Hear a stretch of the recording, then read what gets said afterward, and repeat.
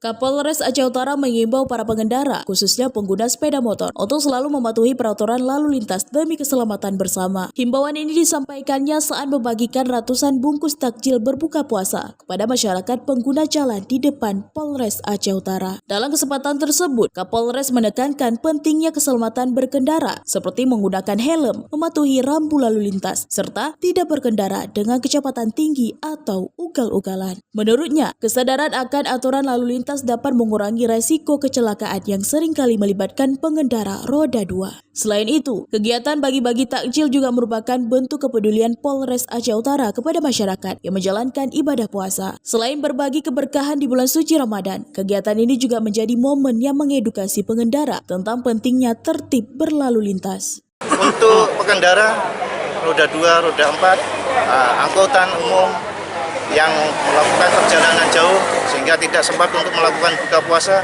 bisa menambah untuk buka puasa di jalan. Demikian.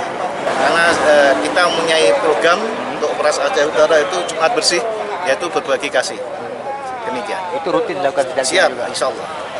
Mungkin apa yang ingin berpesan kepada pengendara ini kan lalu lintas padat, Pak. Alhamdulillah, karena mendekati